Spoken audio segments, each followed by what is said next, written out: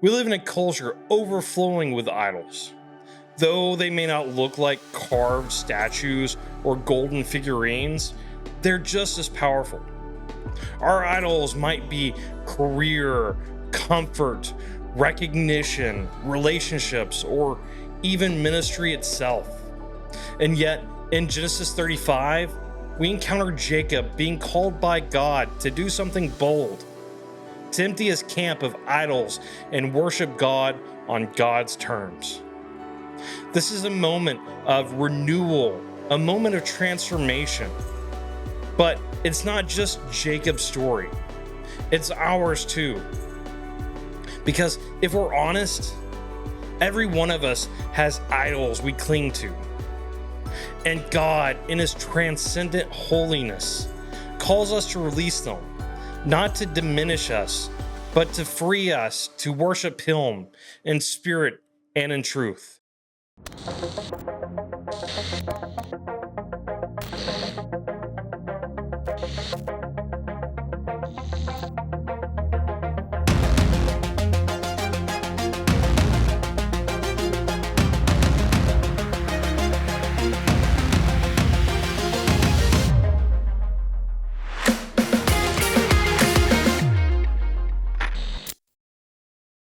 Genesis 35 follows right after a season of deep turmoil for Jacob's family.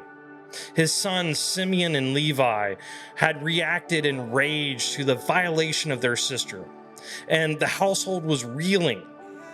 In this chaos, God speaks. Genesis 35, 1-4 says, "Then God said to Jacob, 'Go up to Bethel and settle there.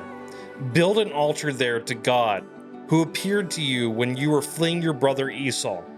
So Jacob said to his household and to all who were with him, 'Get rid of your foreign gods you have with you, and purify yourselves, and change your clothes. Then come, let us go up to Bethel, where I will build an altar to God, who answered me in the day of my distress, and who has been with me wherever I go.' So they gave Jacob all the foreign gods they had and the rings in their ears. And Jacob buried them under the oak at Shechem." Notice the sequence. Before building an altar, before offering worship, Jacob commands his household to surrender their idols, purify themselves, and change their garments. In other words, you cannot worship God rightly while clinging to false gods. This sets the stage for what it means to approach God's transcendent holiness, not on our terms, but on his. This theme reverberates throughout Scripture and has been highlighted by theologians for centuries. John Calvin reminds us, "The human heart is a perpetual idol factory." Calvin's point is simple. We don't outgrow idolatry. We simply trade one idol for another, unless God intervenes. Charles Spurgeon said, "If Christ is not all to you, he is nothing to you. He will never go into partnership as a part savior of men. If he be something, he must be everything. And if he be not everything, he is nothing to you." Spurgeon's words echo Jacob's call. Idols cannot share space with God. A.W. Tozer warned, "The essence of idolatry is the entertainment of thoughts about God that are unworthy of him." Tozer helps us see that idolatry is not only external, it's internal. False images of God shaped by our pride are idols too.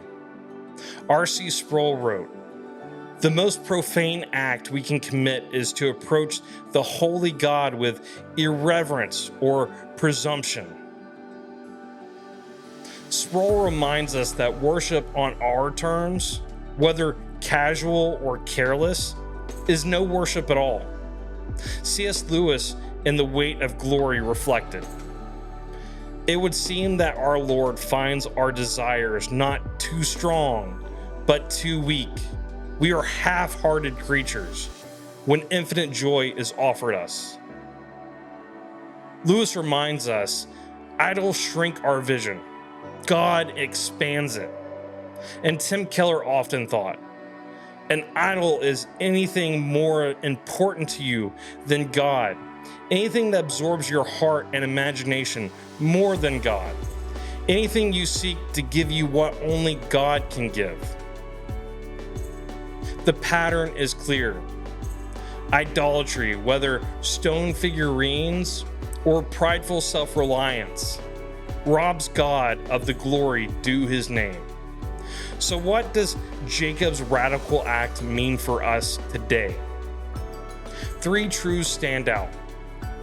First, God is transcendent and holy. He's not like us. He cannot be reshaped into our preferences. Worship must align with his words, not our imagination.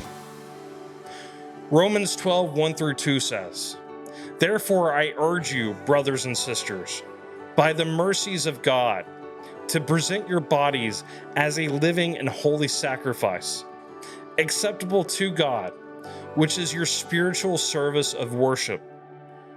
And do not be conformed to this world, but be transformed by the renewing of your mind, so that you may prove what the will of God is, that which is good and acceptable and perfect."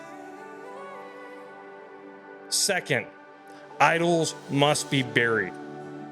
Like Jacob's household, we must not store idols in the attic of our heart.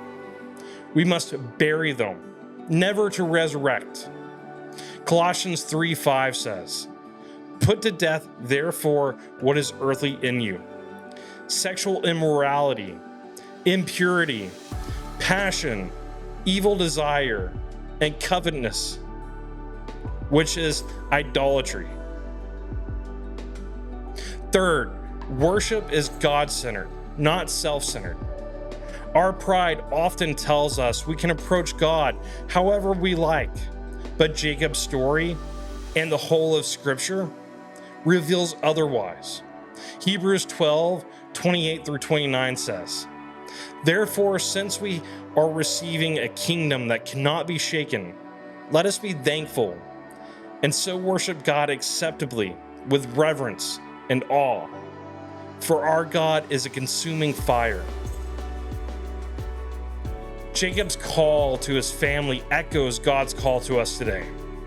Rid yourselves of idols, purify yourselves, and worship God on God's terms. And here's the good news. Though God commands this, he also provides grace. Sanctification is not something we manufacture alone. It is the Spirit of God working in us, reshaping our desires. But we must still choose to let go, to bury what competes with him, and to approach his throne with reverence and awe. Believer, what idols do you need to bury today? What prideful pictures of God need to be surrendered so you may know him as he truly is? May we worship God on his terms, not on ours. And may God keep you and bless you.